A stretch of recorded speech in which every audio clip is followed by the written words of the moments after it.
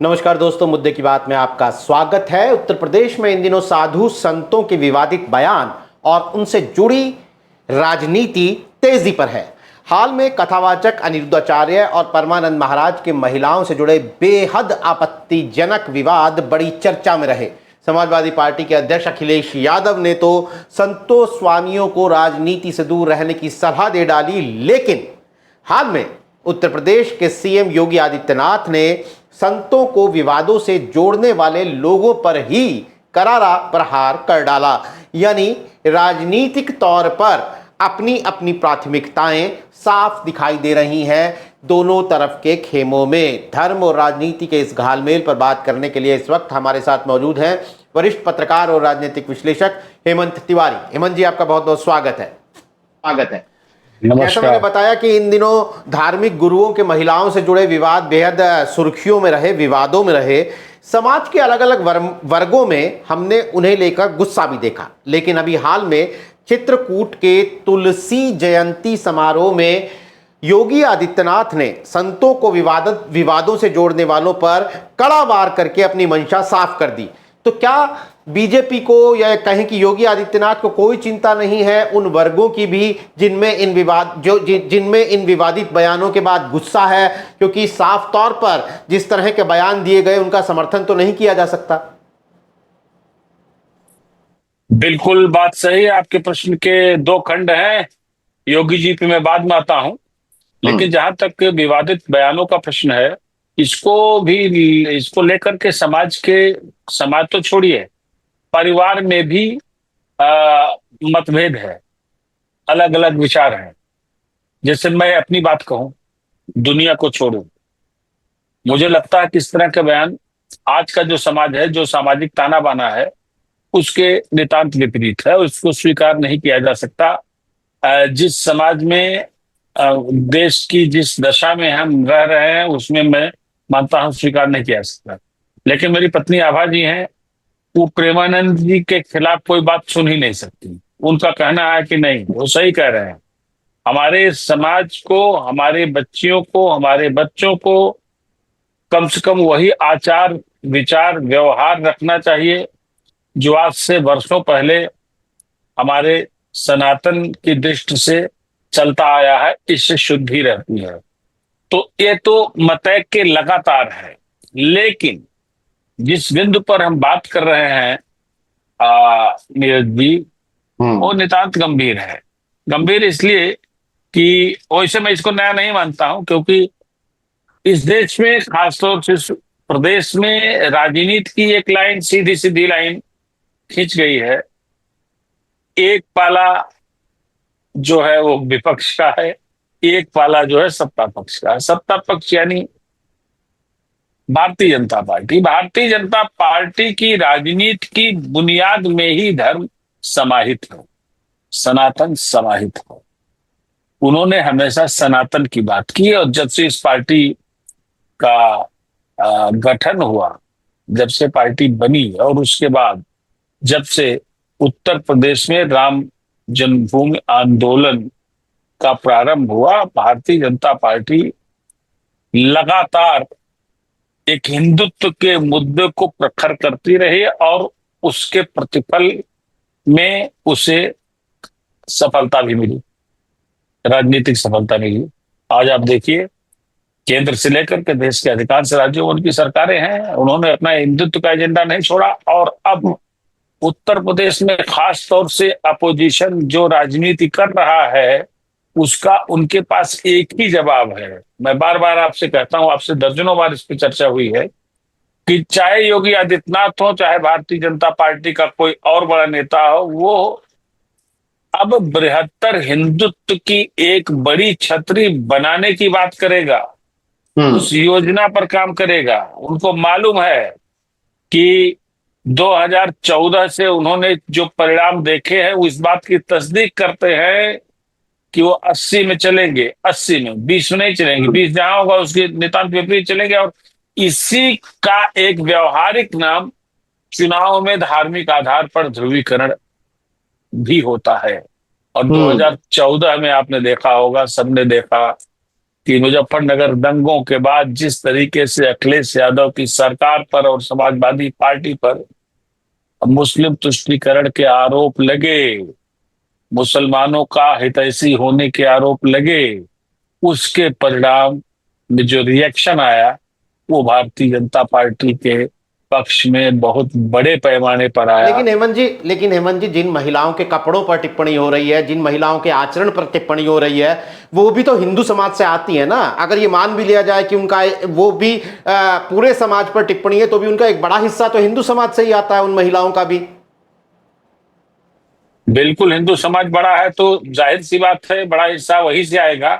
लेकिन मैंने आपसे क्या कहा, जरा इस बिंदु को भी आप दृष्टिगत रखिए। इसलिए मैंने शुरू में अपना एक छोटा सा उदाहरण दे दिया कि हर परिवार में बहुत से अभिभावक ऐसे हैं जो अभी भी ये सोच रखते हैं कि उनके बच्चे उनके निर्देशों का पालन करें, उनका जो आचार विचार संस्कार है वो संयमित और संतुलित रहे। लेकिन ये आजकल की नई सोच के बच्चे हैं, इनकी अपनी सोच होती है। और एक बात और मैं स्वयं बताऊं, हालांकि मैं इन बयानों को बिल्कुल उचित आज के समाज की दृष्टि से नहीं मानता हूं, लेकिन आप व्यवहार के धरातल पर देखें तो ये वो समस्याएं हैं जिनसे हमारा बहुत बड़ा वर्ग समाज का वो जूझ रहा है, जो उसकी उसके नकारात्मक जो प्रभाव है उससे वो पीड़ित है। तो ये बातें भी हैं। तो सोच तो मिक्स है। ऐसे में अपना सनातन का जो भाव है, साधु संतों के प्रति जो उनकी निष्ठा है, भारतीय जनता पार्टी से जुड़े नेताओं और खास तौर से योगी आदित्यनाथ के क्या कहना, योगी आदित्यनाथ जी का तो रिकॉर्ड पुराना रहा है। मुख्यमंत्री बनने के बाद ही नहीं, मुख्यमंत्री बनने के पहले वो लगातार वो पैरोकार रहे हैं साधुओं संतों के, हिंदुत्व के। और मुस्लिमों के बारे में उनका क्या विचार रहा है सब लोगों ने जाना। लेकिन यहाँ हिंदू मुस्लिम उस दृष्टि से नहीं है, खाली यहाँ तो एक पक्ष लेने की बात है। अब आप देखिए कितनी बड़ी बात उन्होंने कह दी कि जो लोग इन साधु संतों को, हमारे जो सनातन की विचारधारा को आगे बढ़ा रहे हैं, उनके बारे में जो इस तरह के खराब विचार रखते हो, पहले खुद देख लो कितने अच्छे हैं कितने खराब हैं। उनका जीवन ही इसी में गुजरा है। इस तरह की बात उन्होंने कही है, बड़ी कठोर बात कही है। सीधी सी बात है कि साधु संतों के साथ है, उसी में राजनीतिक फायदा है और उसी में उनकी जो विचारधारा, जो पुरानी विचारधारा चली आ रही है, वो पुष्पित पल्लवित हो रही है। तो उससे कैसे हटेंगे? उनकी अपनी मजबूरी है, उनका एजेंडा है, उनकी वही प्राथमिकता है, तो उसी लाइन पे जाएंगे ना। लेकिन राजनीतिक तौर पर जो विपक्ष की बात बाद में करते हैं, जो एनडीए के अपने साथी हैं, ओम प्रकाश राजभर तो फायर हैं परमानंद महाराज के बयान पर, उन्होंने तो बड़ी कड़ी टिप्पणी की है। तो यहाँ ये भी बीजेपी को कोई अपने पॉलिटिकल बैलेंस में कोई डिसबैलेंस होता हुआ नहीं दिखता है क्या यहाँ पर भी? नहीं, देखिए ये राजनीति है और राजनीति में आप देखें कि भारतीय जनता पार्टी और नीतीश कुमार का कितना बड़ा अलायंस चल रहा है, उनकी सरकार चल रही है। नीतीश कुमार मुस्लिमों के भी बड़ी पैरोकारी करते रहे हैं, राजनीति में चलता है। और वैसे योगी आदित्यनाथ ने जो कहा है, मुख्यमंत्री ने चित्रकूट में, कि जो लोग इसकी आलोचना कर रहे हैं, इसको विवादित बता रहे हैं, साधु संतों को विवादित कर रहे हैं, उन पे प्रतिकूल टिप्पणियां कर रहे हैं, उनका खुद का आचरण भी उसी से भरा पड़ा रहा है। तो ये बात तो प्रकाश राजभर के लिए भी हो सकती है, लागू हो सकती है, हो सकता है। नाम तो उन्होंने किसी का नहीं लिया, लेकिन ओम प्रकाश राजभर और समाजवादी पार्टी के सांसद रामजीलाल सुमन, दो लोगों के बयान ये अभी तक जो पॉलिटिकल लोग हैं उनके इस तरह के आए हैं। हालांकि अखिलेश यादव ने भी प्रकारांतर से साधु संतों को लेकर के, खास तौर से वृद्धाचार्य को लेकर के जिस तरह की टिप्पणी की और बीच में टिप्पणियां करते रहे हैं, हो सकता है उसको भी दृष्टिगत करते हुए योगी आदित्यनाथ ने इस तरह का बयान दिया हो। क्योंकि मुझे तो नहीं लगता कि रामजीलाल सुमन और इनके बारे में स्पेसिफिक तौर पर कुछ बोलना चाहेंगे। हाँ, उन्होंने सनातन की बात की, सनातन का समर्थन किया, और सनातन विरोधी जो हैं, जो उनकी आलोचना कर रहे हैं, उनकी आलोचना मुख्यमंत्री ने की। मुख्यमंत्री ने भले ही एक जेनरिक बात की हो किसी का नाम लिए बगैर, लेकिन अखिलेश यादव और उनकी पार्टी तो बड़ी स्पेसिफिक नजर आती है। रामजी सुमन ने कहा है कि ये ऐसे बयान देने वाले जो संत स्वामी हैं वो बीजेपी के एजेंट हैं। अखिलेश यादव कह रहे हैं कि राजनीति में ना उलझे संत स्वामी, वो अपने पीडीए को भी वो इसके जरिए भी अपने पीडीए को अंडरलाइन कर रहे हैं। तो उनकी पॉलिटिक्स तो बड़ी क्लियर दिखती है यहाँ पर। देखिए, इसका जवाब बिल्कुल सही है। हाँ, उनकी लाइन क्लियर है, और उसी क्लियर लाइन का क्लियर जवाब जो भारतीय जनता पार्टी को देना है वो भी क्लियर है। तुम इतने की बात करोगे, हम इतने की बात करेंगे। तुम सनातन के विरुद्ध बात करोगे, हम सनातन की बात करेंगे। क्योंकि आप अंक गणित से हिसाब लगा लीजिए, सनातनियों की संख्या ज्यादा है, हम ज्यादा की बात करेंगे। और हम सनातनियों की बात सनातन से करते आ रहे हैं, बहुत लंबे अतीत से करते आ रहे हैं। नहीं, इसमें पीडीए के लोगों को भी जोड़ रहे हैं ना आप, तभी तो संख्या ज्यादा होगी। तो भाई देखिए, अब पीडीए जब अखिलेश यादव ने जोड़ दिया तो क्या पीडीए पीडीए सब पीडीए अखिलेश यादव खत्म हो गया? भारतीय जनता पार्टी इतनी बेवकूफ थोड़ी है। ये बताइए, पी यानी पिछड़ा, डी यानी दलित, दलितों के सबसे बड़े चंक पर आज भी मायावती का कब्जा है। एक अच्छा खासा हिस्सा 2014 के बाद से भारतीय जनता पार्टी के साथ रहा है। और पी यानी पिछड़ा, 2013 में जब नरेंद्र मोदी का नाम प्रधानमंत्री पद के लिए आया भारतीय जनता पार्टी की ओर से, एक ऐसा क्षण था, उसने देश और खास तौर से उत्तर प्रदेश की राजनीति में एक भूचाल ला दिया। ओबीसी वर्ग को लगा कि हमारे वर्ग का एक व्यक्ति भारतीय जनता पार्टी ने प्रधानमंत्री पद के लिए प्रस्तावित किया है, और झूम करके ओबीसी के महावर्ग ने, सबसे लायन शेयर जो ओबीसी का था, उसने भारतीय जनता पार्टी के साथ किया। आप अगर 2024 के परिणामों को छोड़ दें, वो भी उसको कुछ दृष्टि से एक्सीडेंटल माना जा सकता है, क्योंकि आज भी ये बात सच साबित होती है, उसके प्रत्यक्ष पर्याप्त प्रमाण मिलते हैं कि वो जो संविधान में संशोधन और रिजर्वेशन के खात्मे की बात थी, वो नीचे तक इकट्ठा हुई थी, उसका एक असर था। वरना आप ये जानिए कि जो ओबीसी है, ओबीसी का बड़ा चंक तो भारतीय जनता पार्टी के साथ पिछले 10-11 वर्षों से लगातार, मैंने क्या शब्द इस्तेमाल किया, झूम करके भारतीय जनता पार्टी के साथ रहा। और आज फिर बता रहा हूं, इसी बहस के बहाने फिर एक बार जिक्र कर दे रहा हूं कि भारतीय जनता पार्टी उत्तर प्रदेश में 2027 के चुनाव के मद्देनजर ओबीसी वर्ग के, दलित वर्ग के नेताओं को बड़े लेवल पर तरजीह देने जा रही है। ये उसकी न्यूनतम मजबूरी है, इस पर उसने काम करना शुरू कर दिया है। बहुत निकट भविष्य में आपको इसके परिवर्तन दिखाई देने शुरू हो जाएंगे। तो भारतीय जनता पार्टी ये मान के चलती है कि अखिलेश यादव पीडीए दावा करे तो पीडीए सब उनके साथ थोड़ी हो गया है, पीडीए उनके साथ सारा थोड़ी चला गया है। डी और पी और डी ये दोनों फंसे हुए गेम हैं। लेकिन अखिलेश यादव को आप बताऊं तो अखिलेश यादव सुबह शाम उठते जागते सोते, हमको लगता है सपने में भी पीडीए की ही बात कर रहे हैं, पीडीए की पाठशालाएं चल रही हैं। अभी पीडीए की कजरी चल रहा है, सावन का महीना है ना नीरज जी, तो उत्तर प्रदेश में कई जगह पीडीए कजरी हो रही है, पीडीए कजरी हो रही है। और मुझे इस बात की पूरी आशंका है, देख लीजिएगा कि 2027 के चुनाव के पहले जैसे लोग एक दूसरे से नमस्ते नमस्ते राम राम करते हैं, कई लोग पीडीए एक दूसरे से न करने लगे। एक बहुत बहुत मजे की बात आप बता रहा हूँ। हाँ, जैसे सुनिएगा। नहीं, बिल्कुल बड़ी बात कह रहे हैं, सही बात। अभी मैं बता दूं, उत्तर प्रदेश में जो पिछड़ा वर्ग की एक बड़ी महत्वपूर्ण जाति है निषाद, जिसमें 12-13 जातियां होती है, मछुआरे, निषाद, बिंद, केवट, मल्लाह, ये सब लोग होते हैं। ये हमारे पूर्वांचल में बहुत से स्थानों पर ये एक दूसरे को नमस्ते राम राम नहीं करते हैं, एक जय निषाद राज करते हैं, दूसरा बोलता जय निषाद राज, कहते जय निषाद राज, दूसरा बोलता जय निषाद राज।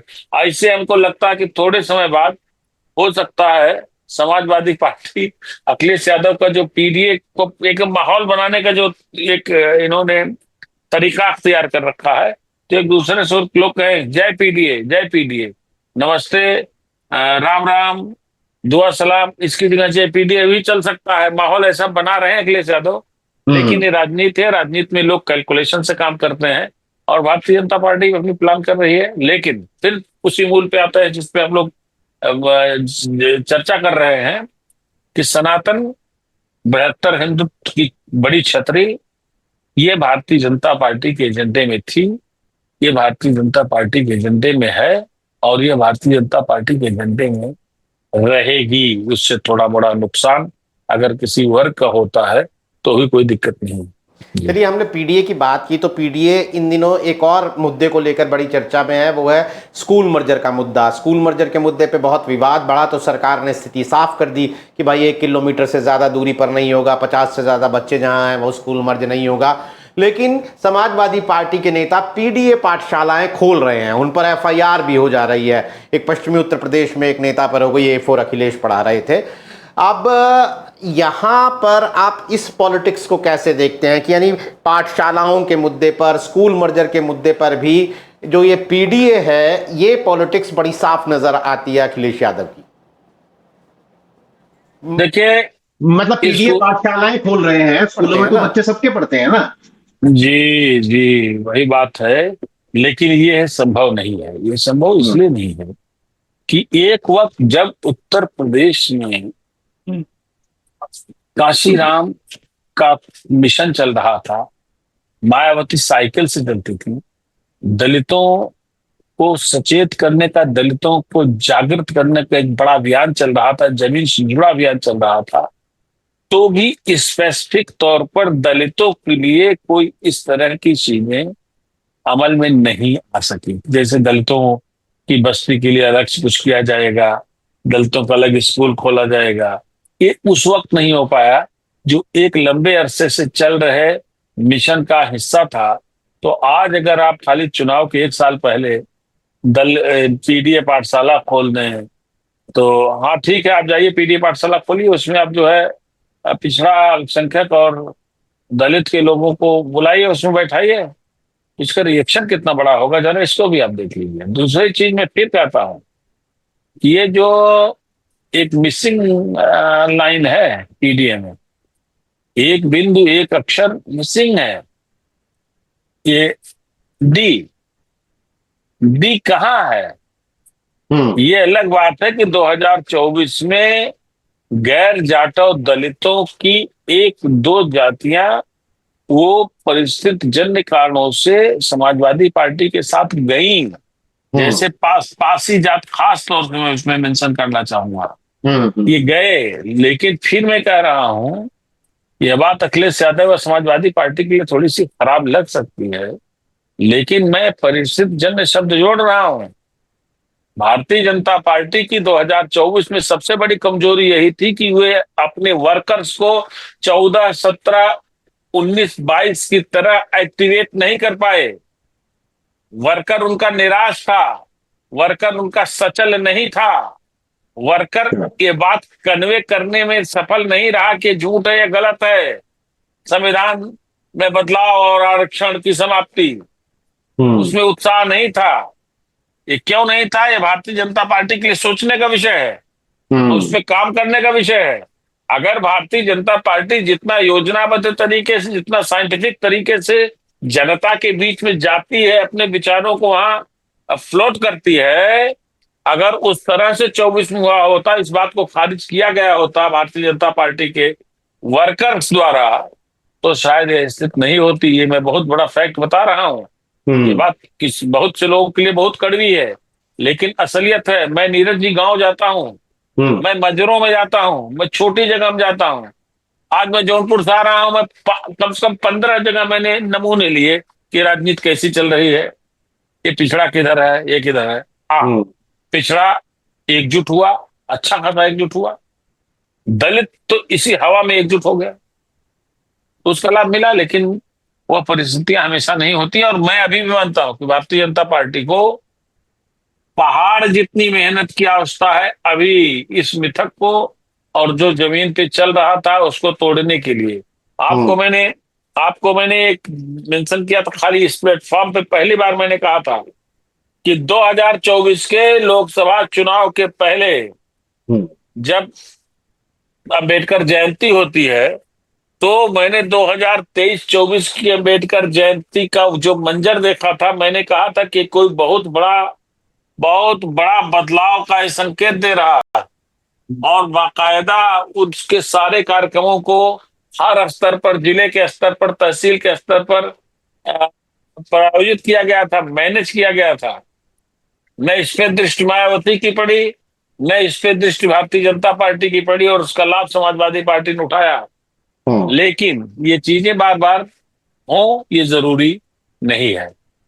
जी चलिए, ये बहुत आगे भी इस पॉलिटिक्स को हम बढ़ता हुआ देखेंगे, लेकिन आपने ये बड़ी महत्वपूर्ण बात कही कि 2024 में जिस तरह का झटका बीजेपी को लगा उसकी क्या वजह थी और उन कारणों को सुधारने के लिए बीजेपी को अभी और बड़ी मेहनत करने की ज़रूरत है। लेकिन राजनीतिक तौर पर पार्टियों की लाइनें जो हैं वो अपनी अपनी साफ हैं। अखिलेश यादव अपने पीडीए के हथियार को धार देते रहेंगे और बीजेपी, जैसा कि आपने कहा कि वो हिंदुत्व की छतरी जितनी बड़ी हो सके उसे करने की कोशिश करती रहेगी, क्योंकि पीडीए की यही काट उसे नज़र आती है। आने वाले दिनों में ये राजनीति क्या शक्ल अख्तियार करती है, इस पर हमारी नज़र बनी रहेगी। आज कार्यक्रम में हमारे साथ शिरकत करने के लिए हेमंत जी आपका बहुत बहुत शुक्रिया। तमाम दर्शकों का आभार। नमस्कार।